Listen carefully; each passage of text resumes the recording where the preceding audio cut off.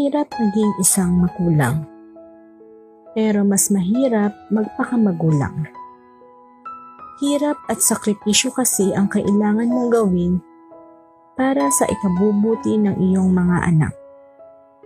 Kahit ano, kaya mong gawin para sa kanila nang wala kang hinihinging kapalit.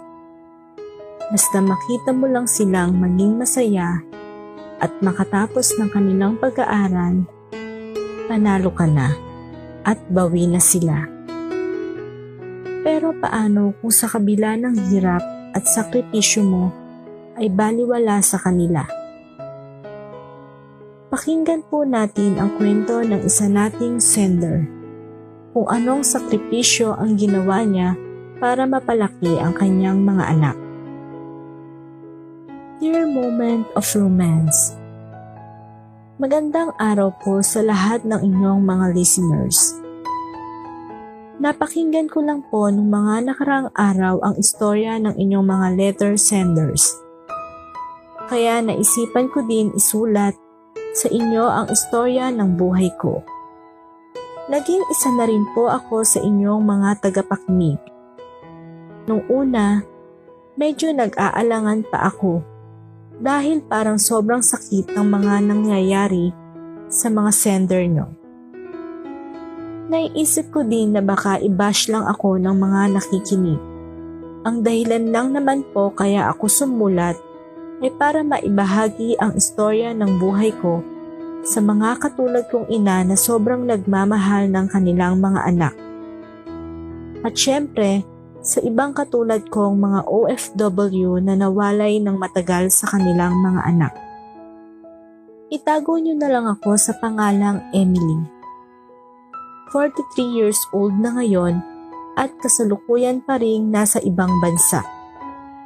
May 3 akong anak at bata pa lang sila nang maghiwalay na kami ng kanilang ama. Nang babae kasi si Roland at iniwanan kaming mag-iina. Kaya ako ang tumayong ama at ina sa aking mga anak. Dahil sa hirap makahanap ng trabaho sa Pilipinas, napilitan akong iwan ang aming mga anak sa nanay ko. Bata pa lang sila nang ako ay magpunta sa Jordan para maging isang katulong. Ginawa ko yun para mabigyan ko sila ng magandang buhay. Hindi naging madali ang buhay ko dun. Homesick ang aking kalaban. Pero nasa isip ko na kaya ko to. Para ito sa mga anak ko. Kaya nagsumikap akong magtrabaho doon para may maipadala sa nanay ko pang gastos nila. Maayos naman ang napuntahan kong amo. Mabait naman at maayos kausap. Pero hindi lang ako ang nag-iisa nilang katulong. May kasama akong Nigeria. Pareho kaming kasambahay. Kaya lang, hindi kami magkasundo. Dahil inggitera siya at mahirap kausap. Dahil sa kailangan ko ng trabaho, hindi ko na lang siya pinapansin. At hindi ko siya pinapakialaman. Mahirap talagang malayo sa pamilya. Minsan nga naiisip ko, napaka-unfair ng mundo. Bakit ba kapag naghihiwalay ang mag-asawa, kaming mga ina ang nagsasakripisyo sa pagpapalaki ng mga anak namin? Pwede namang tumulong ang aming mga asawa, kahit sa pinansyal. Pero wala eh, nagpasarap buhay na lang sila pagkatapos nilang iwanan ang kanilang pamilya. Mabuti na lang at may cellphone na noon. Madali nang makipag-communicate sa Pilipinas. At mabuti na lang din ay hindi kami binawalan gumamit ng cellphone ng mga amo namin. Basta lang daw sa time ng pahinga namin. Kaya pag oras na talaga ng pahinga namin, dun lang ako nagkakaroon ng pagkakataong tawagan sila nanay. Hello, Nay. Kamusta na po kayo? Kamusta po ang mga bata? Tanong ko sa kanila. Eto, okay naman kami. Si Ariel may sakit na naman. Alam mo namang tong anak mong panganay, sakitin. Sabi naman ni nanay. Ganun po ba? Kayo na lang po muna bahala sa kanila ha. Magpapadala na lang ako ng panggastos nyo. Sagot ko naman. Sige anak, basta mag-iingat ka dyan. Nahanap ka nga nila at namimiss ka na din daw nila, sabi pa ni nanay. Pakisabi din po na miss ko na rin sila. Naiiyak kong sabi kay nanay. Hanggang sa pinutol ko na ang pag-uusap namin. Hindi ko na kasi mapigil ang luha ko. Sobra akong nangungulila sa mga anak ko. Ang babata pa nila para mangulila sila sa mga magulang nila. Pasalamat na lang talaga ako at nandyan si nanay. Mabilis lumipas ang buwan at taon. Matatapos na rin ang kontrata ko. May naipon naman akong konti. Halos lahat kasi ng sahod ko ay pinapadala ko. Namili lang ako ng konting pasalubong para sa mga anak ko. Sobrang excited ko sa pag-uwi ko. Inisip ko nga nun na hindi na ako muling aalis pa pag nakauwi na ako. Aalagaan ko na lang ang mga anak ko. Nang makauwi ako, nagulat silang lahat. Hindi kasi ako nagsabi na uuwi na ako. Ang mga anak ko naman, ayaw pang lumapit sa akin. Nahihiya pa daw sila, sabi ni nanay. Ganun pa man, sobrang saya ko at nakita ko sila. Ang bilis talaga ng panahon. 2 years lang ako nawala, ang dami nang nangyari. Kamusta na mga anak? Ariel, halika dito. Tawag ko sa kanila. Pinalapit naman sila ni nanay at nagsilapit naman. Mama, sana po hindi na kayo umalis, sabi naman ni Ariel. Oo naman anak, pangako ko sa inyo, sagot ko naman kay Ariel. Pagkalipas ng ilang buwan, di ko natupad ang aking pangako sa anak kong si Ariel. Ilang buwan pa lang kasi naubos na ang naipon ko. Ang magaling ko namang asawang si Roland, hindi man lang nagbibigay kahit magkano. Mag-aaral na rin nun ang mga anak namin, kaya kailangan talaga ng panggastos. Kaya napilitan uli akong mangibang bansa. Mga anak, sana maintindihan nyo si mama ha. Kailangan kasi uli ni mama umalis para mapag-aral ko kayo. Pakiusap ko sa mga anak ko. Pero mama, sabi mo hindi ka na po muling aalis, sabi ni Ariel sa akin. Oo nga anak, kaso wala ng pera si mama. Kailangan muling umalis ni mama para makapag-aral kayo. Maliwanag ko sa kanila. Umiiyak naman ang dalawa kong anak na si Jenjen at Makmak. Bata pa kasi sila noon at wala pang muwang. Kaya mabigat man sa aking dibdib, napilitan uli akong umalis. Nag-apply naman ako sa Kuwait. Siyempre bilang katulong uli. Gaya ng una kong trabaho sa Jordan, mahirap pa rin sa akin ang paglayo. Akala ko sanay na ako, pero mas mahirap pala at mas masakit ang bumalik. Lalo na't nakasama ko na ang mga anak ko. Fast forward, tumagal din ako ng 3 taon sa Kuwait. Hindi ko na malaya na ganun kabilis ang araw nang hindi ko nakasama ang mga anak ko. Lumaki sila nang wala ako, pero palagi naman akong tumatawag sa kanila at nangangamusta. Sabi naman ni nanay, okay lang naman daw sila at nag-aaral ng mabuti. Kaya lalo akong nagpursiging magtrabaho. Hanggang sa nasanay na rin akong malayo sa kanila. 5 years nang bago muli ako makauwi ng Pilipinas. Ang mga anak kong iniwan ay malalaki na. Ang bunso ko na si Jenjen ay nasa grade 5 na. Si Makmak naman ay nasa high school na at si Ariel ay college na. Lalo namang lumaki ang gastos ko Kaya hindi pa rin ako pumirmi noon sa amin. Kahit pinapipirmi na ako ni nanay sa Pilipinas at ako na daw mag-alaga sa mga anak ko. Ang tagal ko na rin daw kasing nag-a-abroad. Anak, malalaki na ang mga bata. Hindi ko na sila kayang alagaan. Si Ariel, natuto na rin makipagbarkada at uminom. Sabi ni nanay sa akin, Nay, gusto ko man pong pumirmi. Paano pag-aaral nila? Pangarap ko lang makatapos sila at pangako, hindi na ako babalik dito. Sabi ko naman kay nanay. Naintindihan naman ako ni nanay. Kaya umalis uli ako ng bansa. Nag-apply naman ako sa Dubai. Napasok naman ako bilang cleaner. Mababa ang sahod pero mas okay naman kesa sa katulong. Gaya ng dati, lahat ng sahod ko pinapadala ko sa mga anak ko. Pinagmamalaki ko pa nga sila sa kasamahan ko kasi makakatapos na ang anak kong panganay. Pero ang hindi ko alam, may mga bagsak pala ang anak kong si Ariel at hindi na makakagraduate. Hello Ariel? Kamusta na anak? Sa 1 taon makakagraduate ka na ya, sabi ko sa kanya. Mama, mag-ship ako ng course. Hindi ko kasi kaya yung course ko. Sagot naman sa akin ni Ariel. Ano? Bakit anak? 1 taon na lang gagraduate ka na ya. Sagot ko naman.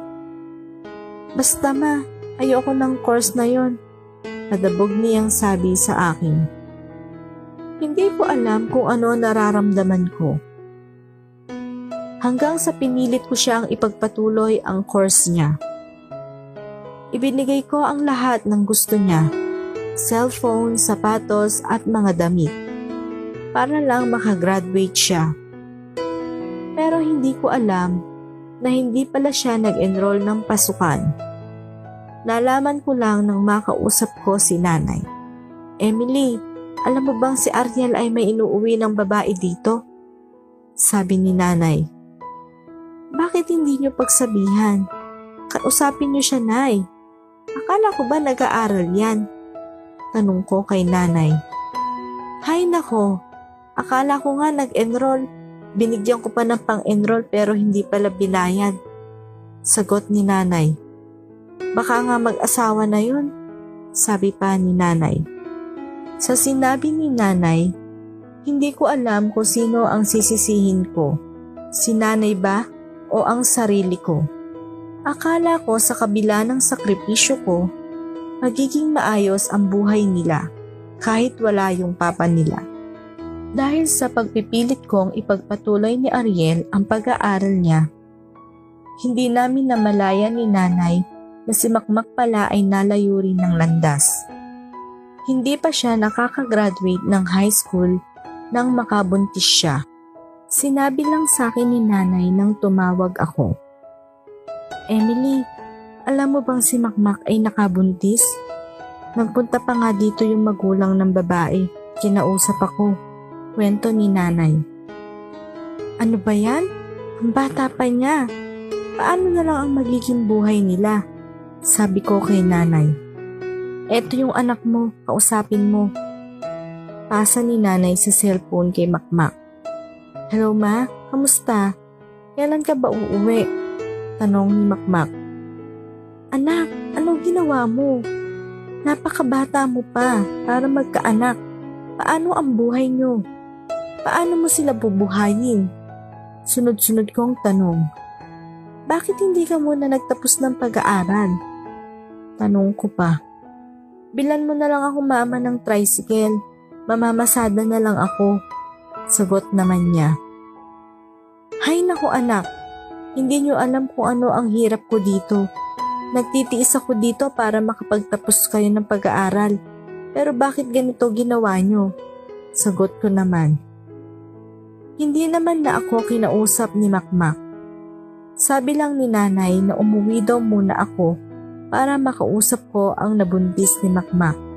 Pero hindi ako nakauwi. Hindi kasi ako pinayagan ng employer ko Kaya nakibalita na lang ako kay nanay.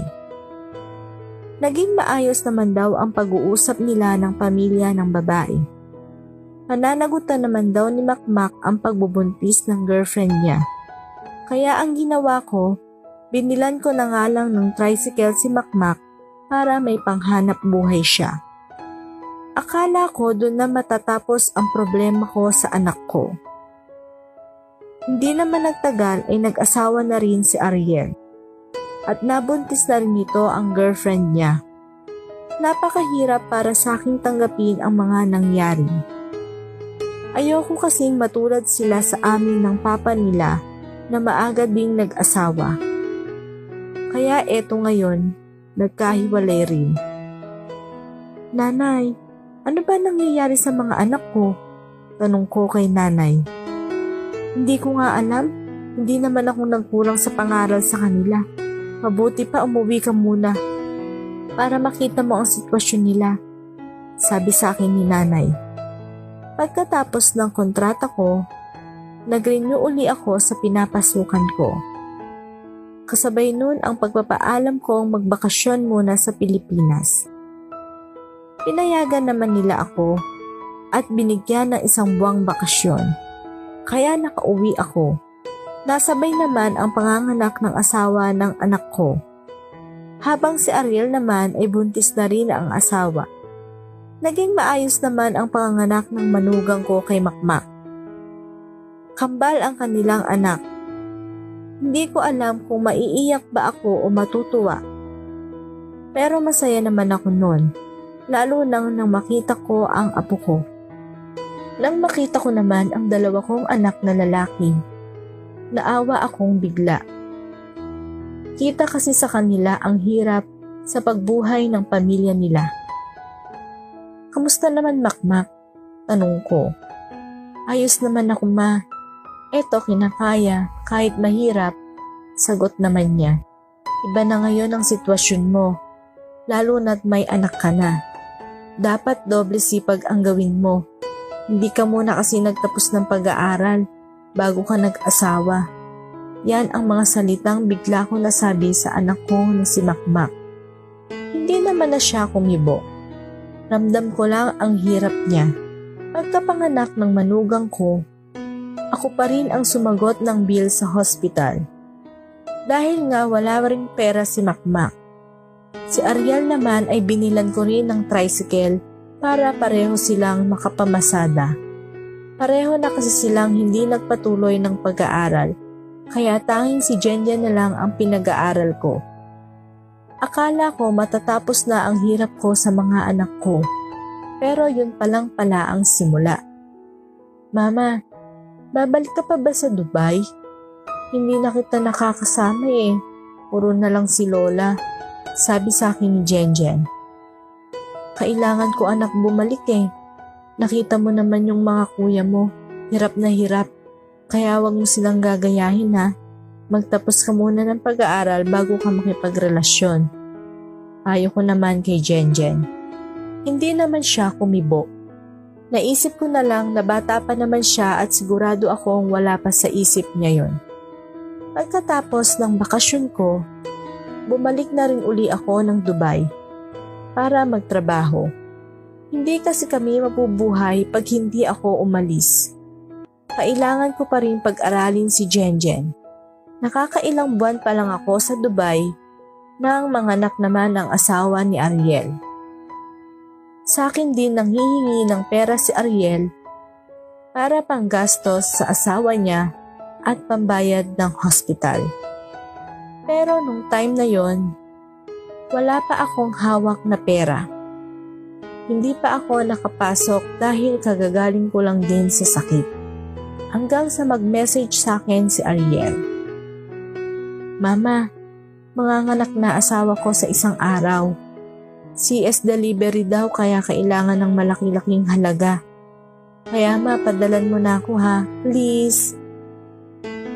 Pagkabasa ko sa message ni Ariel, hindi ko alam kung magagalit ba ako o maaawa sa sarili ko.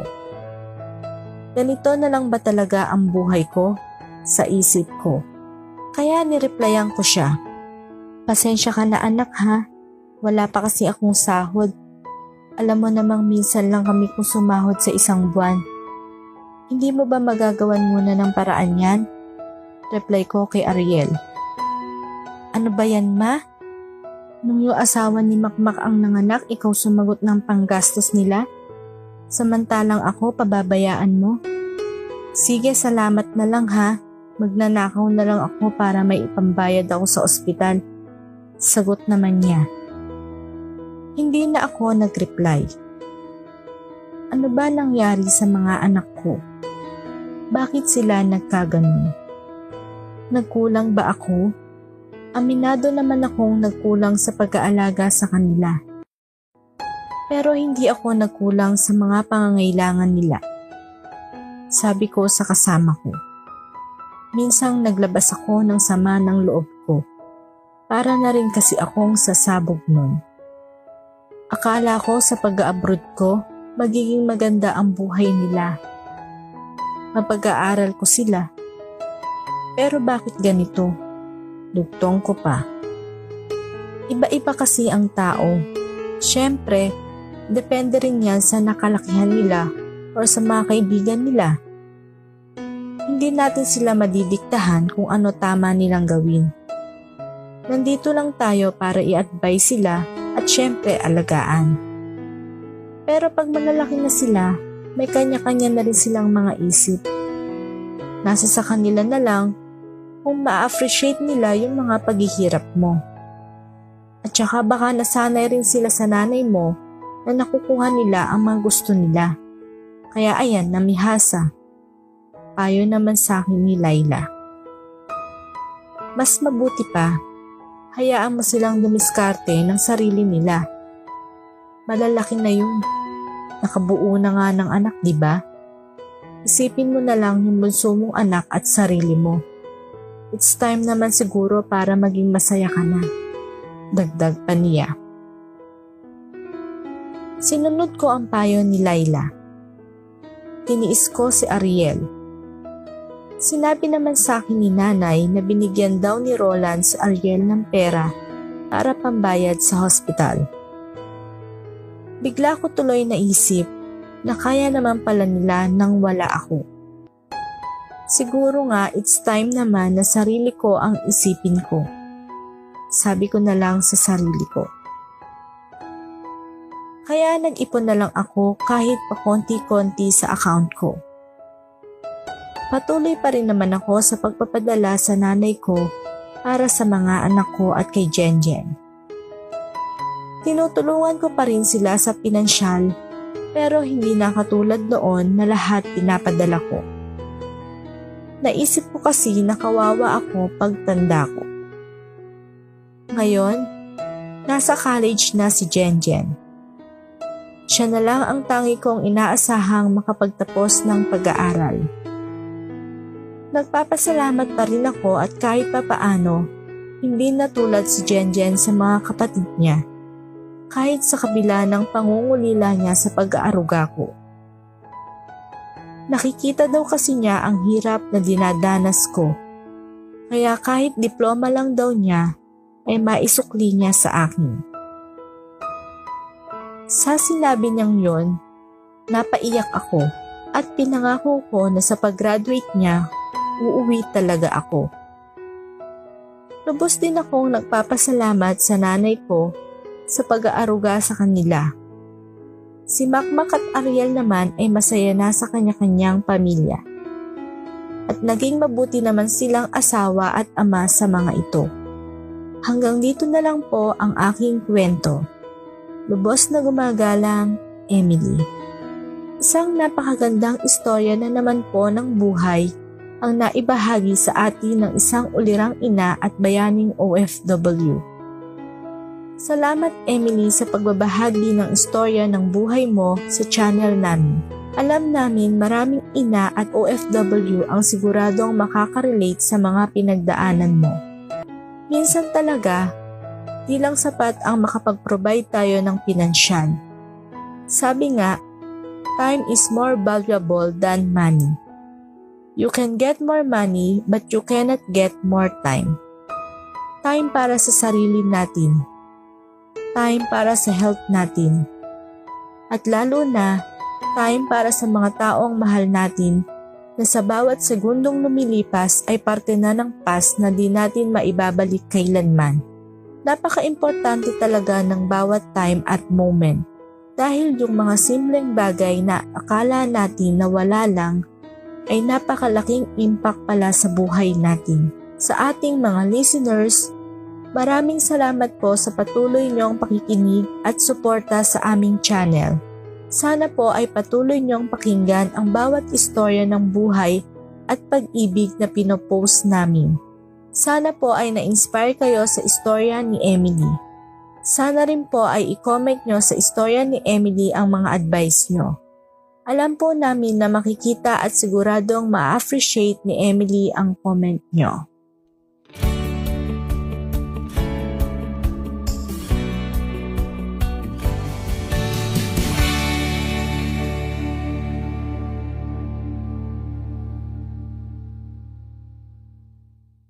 Para lagi po kayong updated sa mga new videos, huwag kakalimutang mag-subscribe at hit ang bell button sa aming channel. At sa mga listeners na gusto ibahagi ang kanilang kwento ng buhay, maaari nyo ipadala ito sa aming email address na momentofromance25@gmail.com. Sa ating masugid na listeners, may shout-out po sa beginning or ending story. Kung gusto nyo po ma-feature sa aming video ang name nyo, please comment to any videos na available po sa channel na ito.